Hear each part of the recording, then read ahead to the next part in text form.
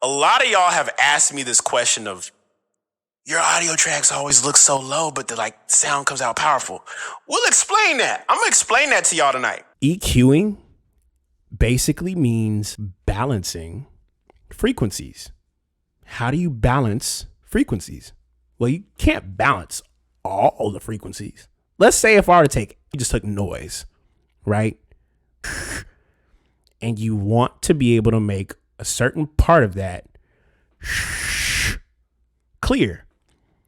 You're going to need to get rid of those frequencies. Certain frequencies can stay, other ones can go. That is EQing. You balance and get rid of. Well, you get rid of first and then you balance. That is what EQing means. And so, still part of the gain staging, by the way, not losing track. I have a filter that is sitting here on, let me actually turn that down a little bit because it's real loud. There's a filter sitting here. I have a low filter and a high filter. And so I'm just going to turn this low filter a little bit right here. Has a little boxiness to it, which is cool, but I don't need to remove all that. I want you to be able to hear my voice. I want you to be able to hear everything that I'm saying, but I don't want it to get any low end of the room. That actually sounds pretty good. I like that. Let me not keep it so boomy, but I like that. Let me just, it feels like my voice is clearer compared to this. I'm going to A-B it the whole time, by the way. I'm going to just, yep. And so, yes.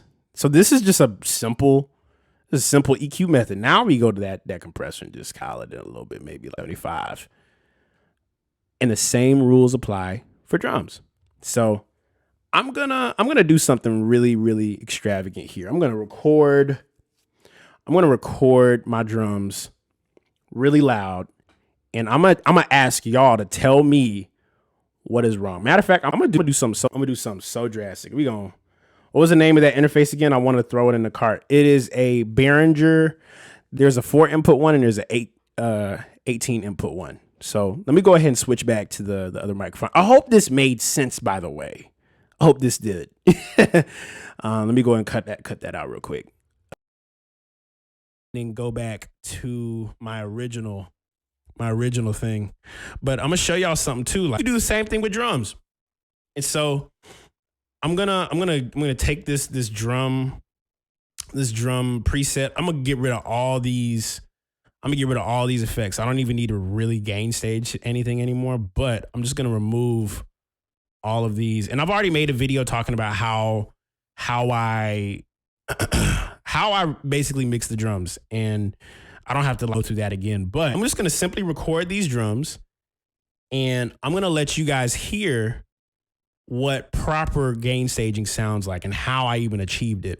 Hold on now, player. I got something important to tell you. If any of you guys who are watching want to watch all this back, I currently have a thing going on called Full Studio. Access $8 per month for the entire catalog of all these Twitch streams. It goes back to 2021, all the way up until right now. As well, the Access Plus option that gives you access to the catalog, the consultations, and a 30% discount code to anything I drop in the future for my sound packs right here. So if you're watching this, cop the full access, please. I'm gonna walk away now. For more information, cop something from my store, wait for the email, and join the Discord for more. Now back to the video. So I'm gonna give y'all a very, very, very, very unique, helpful piece of advice. So how I'd recommend gain staging your drums is like this. So let's go ahead and make sure all these effects are off. And I'll tell you, the loudest thing on your drum set, or the loudest thing on your microphone, or however you're recording, is probably going to need to come way down, way down. I'll tell you something about my drums that I've learned is I always have snares and cymbals that are very powerful. So I oftentimes have to douse how much I'm giving this machine. You know what I'm saying? And so I'm going to play it for you real quick. I'm going to play it for you because I'm having a little unique latent issue. But this is what it sounds like right here.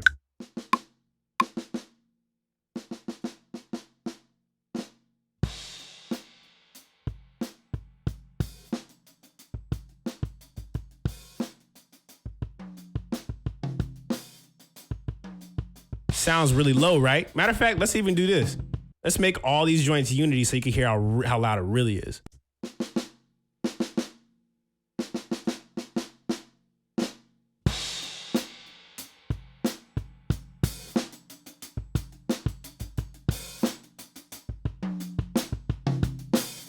Time was -12. It was.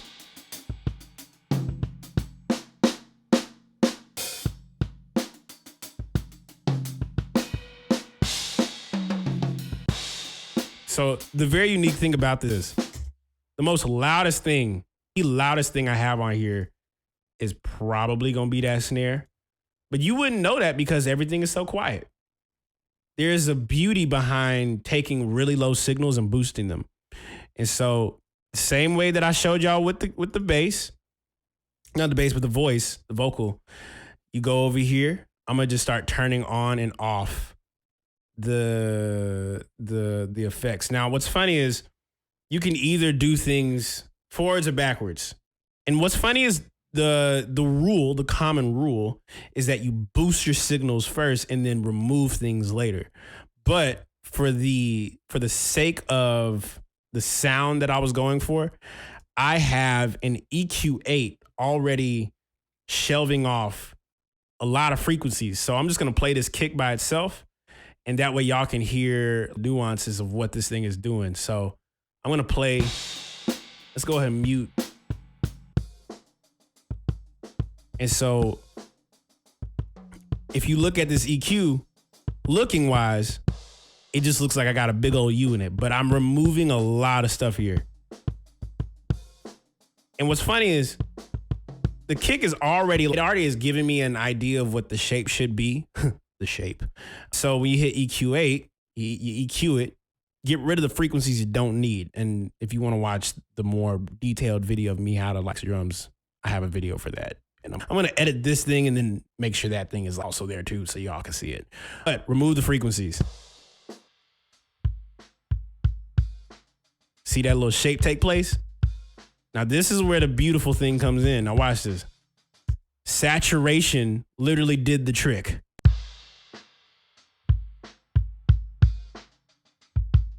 And then too, if you want to get even more detailed with it, you can put that little drum shaper on it. Get rid of the little tail. And we're going to add that snare in too. Do the same thing. Get rid of the frequencies you don't need. With the EQ8. I wanted to cut off the sustain of it. Turn on it. And now watch this. I have a saturator and a compressor on the snare because the snare is one of the loudest things on my kit. There's a reason why I decided to choose it that way.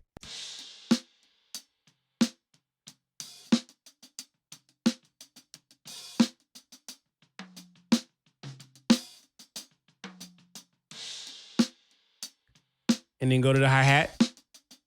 I decided not to mess with the EQ8 for it because I already had like simple filter on the drums as well. But this is how I approach it. And also too, if you're curious to know what kind of microphones I'm using for my drum kit, the kind of utility comes very handy when leveling in Ableton. That's also another thing too. It's also a part of the KFX rack too.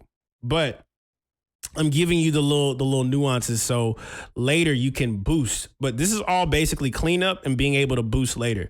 The more control, the more headroom. And this is what it really is for. Gain staging saves you enough time later to boost what you need. If you do it early, you will never have to worry about it later. That's the main point. That's the main thing behind it. So let's go ahead and put all the things back on it. Get a hi-hat. Have a pan. Have the toms. Turn on the kick. Now watch this. The drums are coming in relatively low.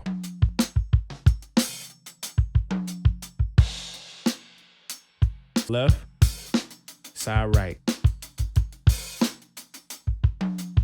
And everything at this point is just leveling. So my thing, I'm always a kick first guy. So we're going to turn the kicks down. Well, we're going to turn everything aside from like the actual, turn everything down except for the kick, snare, and the hi-hat. We can mess with that later. Let me actually unpan the hi-hats just so we can get a good little glimpse of what is going on here. So I'm going to you can hear everything right now. That's the whole point. Now, where you can start using your imagination is what do you want to hear more of? So I'm going to just take all this stuff out. Let's just keep playing the drum break, and I'm going to just start taking stuff out. Put the snare back. Cool.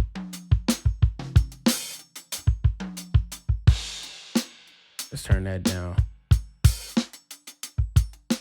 Perfect. And then hit that side left, side right. Left, right. I think one needs to be on. Turn on these effects and we're good.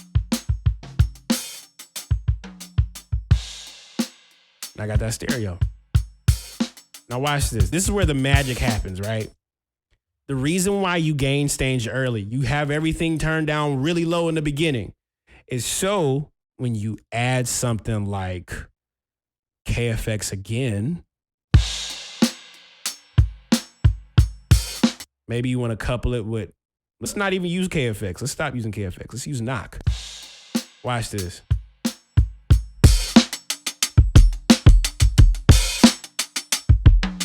Crazy, right?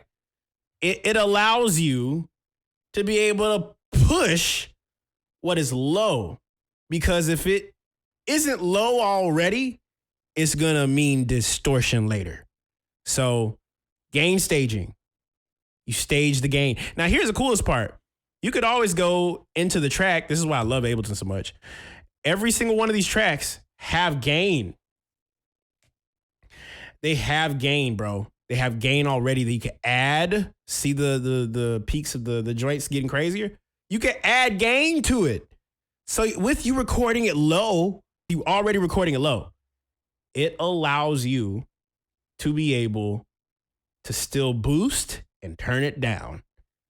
That is why gain staging is important, because stage the gain. Yes, stage the gain. You stage it. What's the stage? The platform, the space. You gotta have it sit. You also see Tommy K says, "Hey, Kaelin, I came back to beat making after 15 years, and unfortunately, my hard drive with all my samples is broken. I lost everything. I have to start to make and collect drum samples again. How would you go about it if you would have to start creating your own sample library from scratch?" I have a video for it. I'm gonna send that to you. Tommy K's, if you're also looking for some samples, you know what? You are in the perfect place. You are in a perfect place for it, because you know what? Actually, you know what? What is your email? What is your email, Tommy? What is your email? If you could send me a DM on Instagram, don't put your email in the thing because it might block you, but send me your email via DM. We're gonna help him. Me at Tommy Coos, Kunzi. I got you. I'm gonna screenshot your email right now. Say less. If you're gonna start over with the right sounds. Oh, I'll message you after the Twitch stream. All right. So, do you have tips for setting a loudness ceiling? Honestly, I'll keep it a buck with you. Like, loudness ceiling for me is the red. If all of your channels are sitting in the red, then something needs to come down. Something needs to come down. But my main preference, I like to go from -10 and work my way up. That's why a lot of my beats be so loud and boomy and my drums be a certain way. It's because my usual starting place is at -10 for everything. Even before I started setting up these templates to record my drums and stuff, everything that I had was sitting at a -10. And then the more you have things sitting at -10, you could just raise it up later. That is my tip. Literally, the red, I remember actually John Wayne, shout out to John Wayne. John Wayne literally said in quote, if anything in the red means distortion or clipping, you're clipping. Clipping means distortion that's not good. I started the -10 thing recently. And it works. It works. And what's funny is you'll be able to see what's too loud and what needs to come down. I saw you and John Wayne stream yesterday. Thought it was cool. I was trying to send him a donation, and he didn't have a thing where I could send him a donation on the stream, bro. But he's literally one of the guys that made me want to take music production seriously. He made me want to actually get into the knowledge of how to achieve certain things like this. And so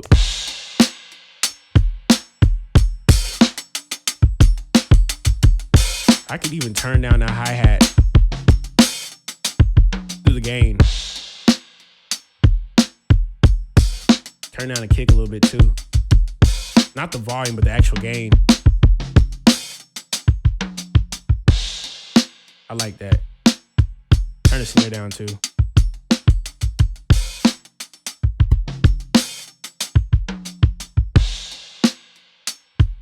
Yeah, I hope all that made sense. And these microphones ain't even like expensive mics. I got 1, 2, 3. I have 3 SM57s on my snares and my toms. And on the kick drum is just a basic handheld mic from Sennheiser. I think it's an E8 E836 or 35. One of those numbers. I might be off, but how do I replicate such dynamic real drums if I'm not a drummer? Drummers use dynamics. So what are dynamics? Dynamics are when things go from loud to quiet. So if you want to program this, your best bet is cop one of my sample packs called Volume 9, the Sauce Pack. If y'all haven't copped it, Tommy, I'm gonna send it to you for free. But I'm gonna send you the sounds for free. But so basically, the premise when it comes to programming drums are dynamics. And so if you want to make, those are the same mics I used to learn drum miking in college. It's the most basic. It's a powerful mic. It does a lot. It does a lot of good. And always use things that work. If it doesn't work, you probably need to change your methods. But in order to get like realistic drum sound, how did work in ground drum tools? How did it work in ground? So it's the same thing. So instead of you miking one specific thing, you're capturing. Now, this is the perspective you have to think of when you're using 2 microphones. You got a kick. You put, let's say, you know what? I can actually douse all these instruments and still get the same kind of effect. So let's get rid of the hi-hat, the tom, the sides, and just play kick and snare. I'm only using 2 mics right now. So here we go. Let's isolate these. So if you want to do the same thing with 2 mics, let's go and do this all by itself. So same rules apply. So let's say I got the kick, right? So your kick is going to be the most enforcing part of the thing. And if you only have 2 files, you're going to need to be able to create some images with what you got. So creating imaging. What is imaging? Images. So image, let's say if I were to show you this angle right here, and I think I may have done this. With Ciano. I think I was talking to Ciano about imaging. And so think about audio signal being in mono, right? You can use time-based effects to create images. So instead of it being mono and straight and there's no depth and it's flat, like this is flat, you can start to open things up with creating some sort of images. And so an image that I like to use, let me actually dial that in real quick. I'm going to get this kick drum right. Let's go and put the effect back on it. Now watch this. If I only got the snare, So with the snare, let's put the EQ back on it. What's going to be missing is going to be your highs. So that requires you to actually remove some stuff to create space. So I hear the snare and I'm getting a lot of like, so let me give you a little thing right here. I'm gonna show you something crazy. Let's start removing stuff.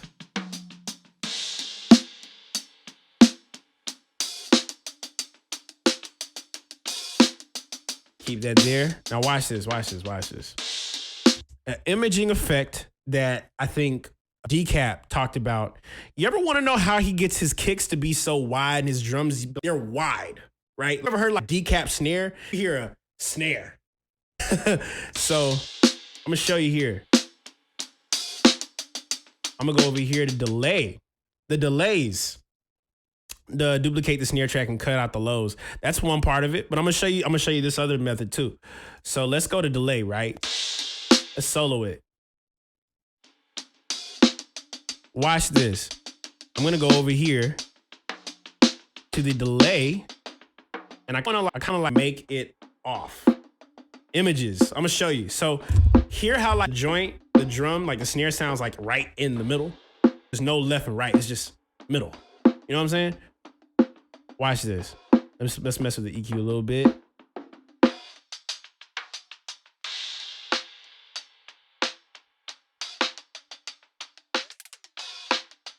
Watch this. So I turned off the time based for the delay, and I was like, what if I turn off the link too? So now, if I were to play the same effect back, watch this.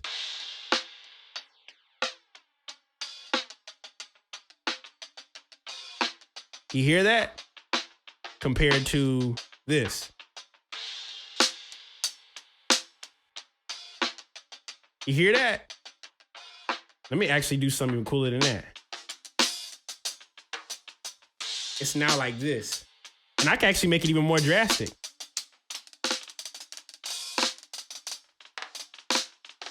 You hear that left and right thing going on? Images. Image, left to right. When you look at an image, you look left to right at a picture. A picture gives you a left and right. And so I used to create a lot of fake images. The Haas effect, yep. And what's funny is you could take the left and the right and tweak it a little bit. Because the snare is on my left side, I have the left side coming in first. Now watch this. I'm gonna mute this. Now watch this. I'm gonna slowly creep it in.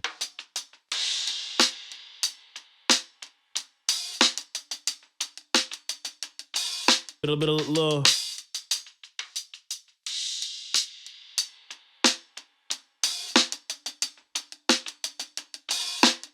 Look at that. Yeah, I know that's how it works. Watch out for phase problems. Now watch this. You want to see something crazy about phase? Phase only happens when they're sitting right on top of one another. So we're gonna turn on this mono. Now watch this. It just sounds like a delay. Because that's what it is. If you hit the mono knob, turn it off. I will say though, definitely be careful. Definitely be careful when it comes to phasing. But something like this, you're not changing any of the I wouldn't say the time, but there is a modulation. That's what I was about to say. There is a modulation that delays can be able to do. A chorus effect is a great example of this. Chorus effects not only take the signal that it's doubling, but it mods it. You think I'm still a good year out from understanding phasing? Well, it's phasing is interesting, man, because it's interesting because signals, there are often signals that will play. There are often signals that can duplicate, and learning so much about sound design at the perfect time. I'm gonna put this up on YouTube, by the way. But phasing. What's crazy about phasing is I'm actually, you know what? I'm gonna turn on mono so you can hear what can happen when there's phasing issues. So let's say we got that stereo signal, right? I'm gonna turn on mono. Where phase can become an issue is when that left and right signal that is now on top of one another starts to bleed a little bit into it. So watch this. You hear that?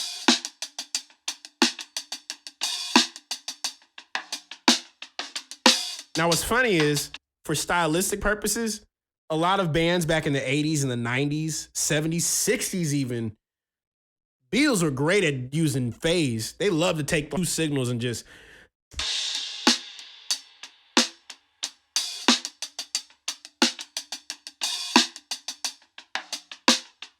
They love to do that, but it's a stylistic thing. But definitely be careful. My honest bet would be to always have a mono activator in your sessions. And this is also something that you could mention. This is also something you could definitely peep game on. If at any point a sound cancels out, that means you need to make some space. Your frequencies need space to be able to operate. That's why I said image, your stereo imaging. You know what I'm saying? You can do that. Someone said, yes, you should start talking about mid-side EQ as well, right? Mid-side EQ is more of a mastering thing, and I feel like I might need another stream to be able to actually successfully talk about that. That'll come at a later time. Mid-side is also important. I'll make a video about that. It's bad in the lows. What's going on? I lose my video 10 seconds with the error. Oh, we just talking about phasing.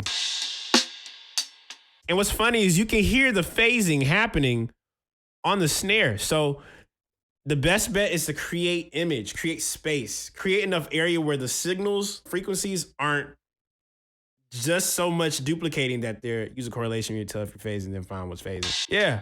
Even ear-wise, I hear it doing that thing.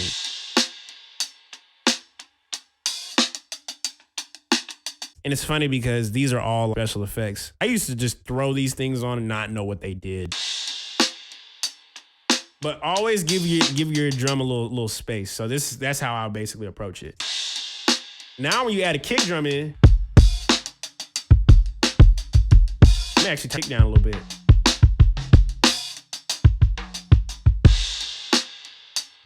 Now here's another trick too, if you want to go crazy with it.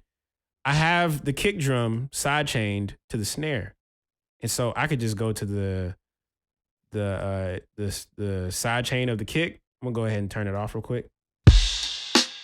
Watch this. We're gonna go to the kick. Make sure that's selected. Now watch this. We really gonna crank this thing. Watch.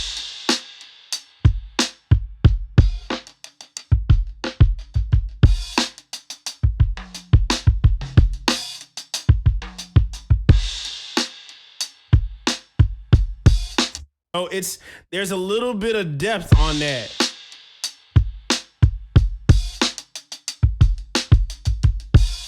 So that's how I would recommend it. You know?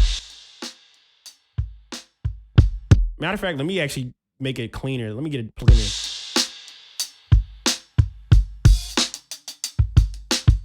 And this is just two mics.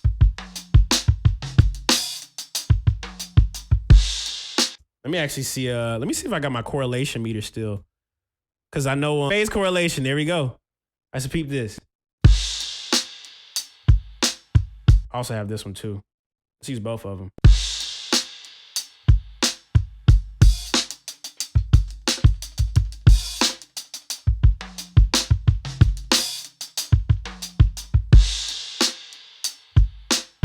Yeah, look at that.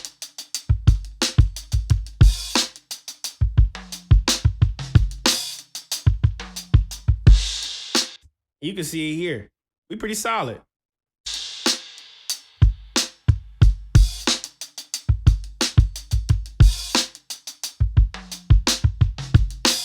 And then if you want to go and mess with those little details, you could always go and make a new track and then specifically slice out the toms and you could do that. But it's a matter of your creativity, man. It's a matter of how far you want to take it. Ableton has their own, someone made a Max for Live plugin called Phase Correlation. I downloaded this like 4 years ago, so I don't even know where I got it from. But yeah, that's how it works, y'all.